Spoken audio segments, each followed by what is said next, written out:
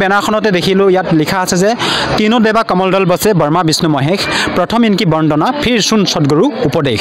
এতিয়া এই সন্দৰ্ভত আপুনি কি ক'ব বিচাৰে? আপোনালোকৰ গুৰু সন্ত ৰামপাল গোহাঁইয়ে ব্ৰহ্মা বিষ্ণু মহেশৰ ভক্তি কৰিবলৈ মানা কৰে নেকি?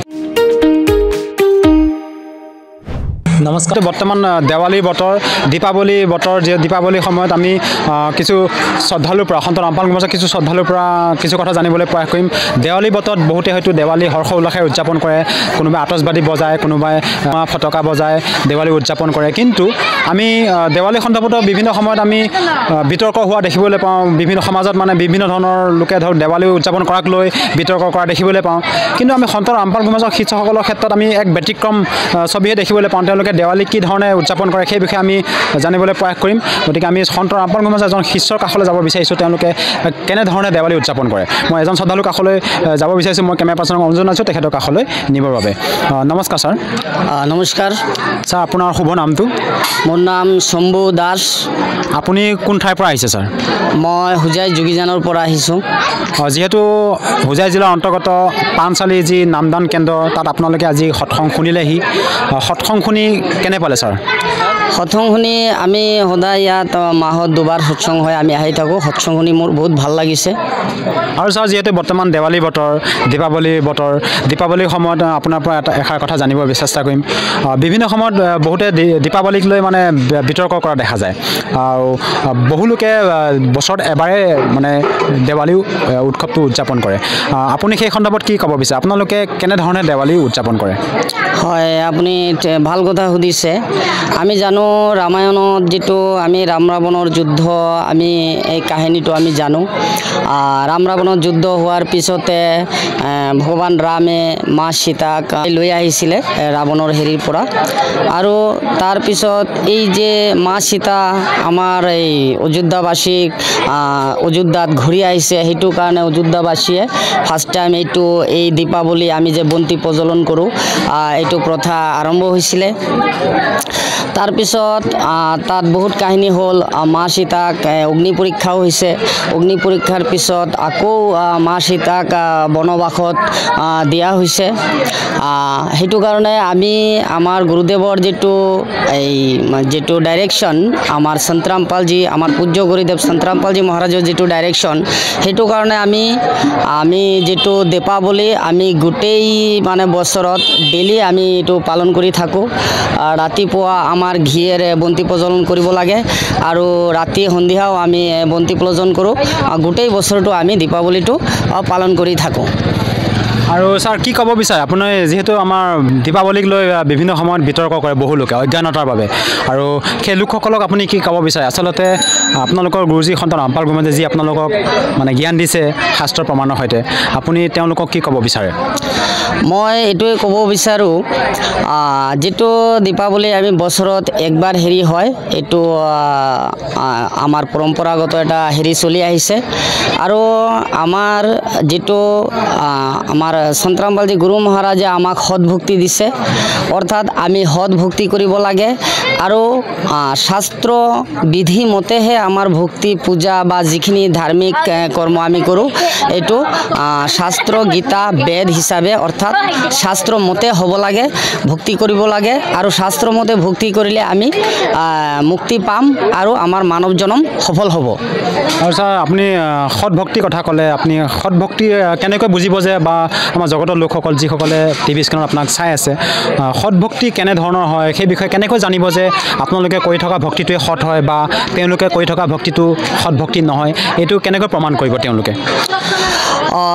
আপুনি ভাল প্ৰশ্ন কৰিছে। সৎ ভক্তি ক'লে আমি এইটোৱে বুজোঁ যে শাস্ত্ৰ বিৰোধ সাধনা কৰিব নালাগে।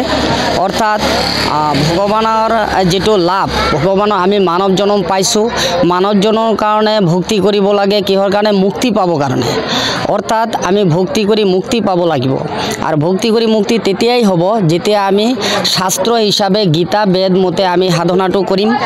আমাৰ প্ৰত্যেকটো ধাৰ্মিক ক্ৰিয়া শাস্ত্ৰমতে হ'ব লাগিব আৰু এনেকা কৰিলে আমি মুক্তি যেটো কথা কোৱা হয় অৰ্থাৎ আমাৰ গুৰুদেৱে এটা বাণী দিয়ে মনুষ্য জনম দুৰ্লভ হে মিলে না বাৰংবাৰ তৰু বৰ্ষে পত্তা টুট গিৰে তো বহুৰ না লাগে ডাৰ এইটো কথাৰ এই বাণীটোৰ মতলব এইটো হয় আমি মানৱ জনম বহুত কষ্ট পাইছোঁ বা গীতাতো আছে হে অৰ্জুন মনুষ্য জনম বহুত কষ্ট আৰু দুৰ্লভ পোৱাটো এই মনুষ্য জনম পোৱাৰ পিছতো মানুহে এই মনুষ্য জনমটোক হাঁহি ধেমালি কৰি মানে হেৰি পাৰ কৰি দিয়ে হ্যাঁ আৰু মনুষ্য জনম মুক্তিৰ দুৱাৰ বুলি কোৱা হৈছে গতিকে আমাৰ মনুষ্য জনমটো এনেই পাৰ কৰি দিব নালাগে ভক্তি কৰি আমাৰ মুক্তিৰ কাৰণে সৎ ভক্তি কৰিব লাগে শাস্ত্ৰ গীতা বেদ মতে আমাৰ ভক্তি কৰি মুক্তি পাব লাগে এইটোৱেই মই ক'ব বিচাৰোঁ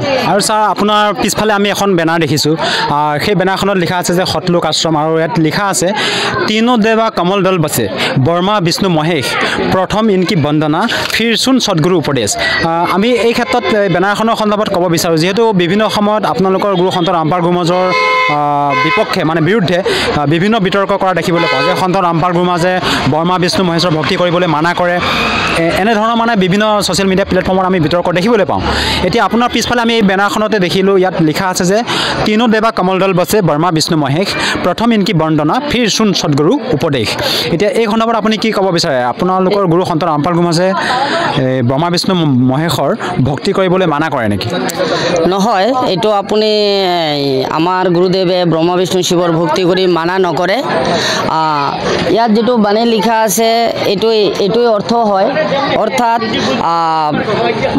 তিনো দেৱা কমল দল বসে ইয়াৰ অৰ্থটো হ'ল আমাৰ মানৱ শৰীৰ আমাৰ যে মানৱ শৰীৰটো আছে শৰীৰৰ ভিতৰত কমল আছে যেনেকা কণ্ঠ কমল হৃদয় কমল অৰ্থাৎ আমাৰ দেহাৰ ভিতৰতে এই যে ভগৱানবিলাক ব্ৰহ্মা বিষ্ণু শিৱৰ অৱস্থান আছে আমাৰ ইয়াত চক্ৰ আছে এই চক্ৰত ব্ৰহ্মা বিষ্ণু শিৱ বাস কৰে আৰু এই চক্ৰবিলাক আমাৰ আধ্যাত্মিক জ্ঞানহীন মানুহ যিবিলাক শাস্ত্ৰ মতে শাস্ত্ৰ প্ৰমাণিত ভক্তি কৰিলেহে এই চক্ৰবিলাক চাফা হয় তাৰপিছত আহি ইয়াত ভগৱানৰ বাস হয় তাৰপিছতহে আমাৰ ভক্তিৰ যেটো লাভ আমি পাওঁ আৰু আমাৰ মুক্তি হয় অৰ্থাৎ এইটো কাৰণে এই আমাৰ দেহত ব্ৰহ্মা বিষ্ণু শিৱৰ বাস আছে বুলিয়েই আমি আমাৰ গুৰুদেৱে এই মদ মাংস খোৱা জীৱ হত্যা কৰি খোৱা নেশা কৰা এইবিলাক মানা কৰিছে কাৰণ এইবিলাক কৰিলে আমাৰ দেহাৰ ভিতৰত যে ভগৱানৰ জেগাবিলাক আছে চক্ৰবিলাক আছে এইবিলাক অশুদ্ধ হৈ যায় আৰু এইবিলাক অশুদ্ধ কৰি যিমানেই ভগৱানৰ নাম কৰক এইটো কোনো কামত নালাগে মই এইটোৱেই ক'ব বিচাৰিম হয় দৰ্শকসকল ইতিমধ্যে সন্ত ৰামপাল গুৰুমজৰ এইগৰাকী শিষ্য তেখেতে আমাক বিতংভাৱে বুজাই ক'লে তেখেতে দেৱালী সন্দৰ্ভতো কিছু কথা আমাক বুজাই ক'লে আৰু তেখেতে ব্ৰহ্মা বিষ্ণু মহেশৰ যি এই বেনাৰখনত যিটো বাণী লিখা আছিলে সেই সন্দৰ্ভতো আমাক বুজাই ক'লে আচলতে ব্ৰহ্মা বিষ্ণু মহেশ আমাৰ হৰি কমলতে বাস কৰে বুলি তেওঁ কৈছে আৰু সেই হৰি কমলৰ সঠিক ভক্তি বিধি মন্ত্ৰ সন্ত ৰামপাল গুৰুমজে তেওঁলোকক প্ৰদান কৰে আৰু আমি কিছু নজনা কথা সন্ত ৰামপাল গুৰুমজৰ নামদান কেন্দ্ৰত আহি আমি জানিবলৈ পালোঁ আৰু হোজাই জিলাৰ অন্তৰ্গত এই নামদান কেন্দ্ৰ লংকা ৰেলৱে ষ্টেচনৰ পৰা মাত্ৰ 30 টকা ভাড়া হয় আৰু ই ৰিক্সাৰে আহিলে মাত্ৰ 30 টকা যিসকল শ্ৰদ্ধালু ইয়ালৈ আহে তেওঁলোকে 30 টকা ভাড়া বহন কৰিব লগা হয় গতিকে আপোনালোকেও আহিব সন্ত ৰামপাল গুৰুমজৰ এই নামদান কেন্দ্ৰ হোজাই জিলাৰ অন্তৰ্গত পানচালি গাঁৱত অৱস্থিত এই নামদান কেন্দ্ৰলৈ আহিব আৰু আমি বহু নজনা কথা আহি সন্ত ৰামপাল গুৰুমজৰ শিষ্যসকলৰ পৰা জানিবলৈ পালোঁ আচলতে তেওঁলোকে বছৰত 365 দিনে দেৱালী উদযাপন কৰে আৰু দেৱালীক লৈ বিভিন্ন সময়ত বিভিন্নজনে অজ্ঞানতাৰ বাবে বিতৰ্ক কৰা আমি দেখিবলৈ পাওঁ বহুতে হয়তো আতচবাজি বজাবলৈ মানা কৰে বহুতে আতচবাজি বজাবলৈ কয় এনেকুৱা ক্ষেত্ৰত মানে বিভিন্ন সময়ত আমি বিতৰ্ক দেখিবলৈ পাওঁ গতিকে আমি সকলোকে অনুৰোধ জনাইছোঁ সন্ত ৰামপাল গুৰুমজৰ দ্বাৰা বৰ্তমান সময়ত যি জ্ঞান প্ৰদান কৰি আছে তেওঁ শাস্ত্ৰ প্ৰমাণিত যি জ্ঞান প্ৰদান কৰি আছে সেই জ্ঞানৰ আধাৰতে আমি আপোনালোকক ক'ব বিচাৰোঁ যে আপোনালোকে সময় পালে সন্ত ৰামপাল গুৰুমজৰ যিবিলাক প্লেটফৰ্ম আছে ছ'চিয়েল মিডিয়া প্লেটফৰ্ম সেইবিলাকত গৈ তেখেতৰ সৎসং শুনিব আৰু শাস্ত্ৰ প্ৰমাণৰ সৈতে সকলো জানিবলৈ পাব গতিকে আজিলৈ বিদায় লৈছোঁ আগলৈ পুনৰ লগ পাম ধন্যবাদ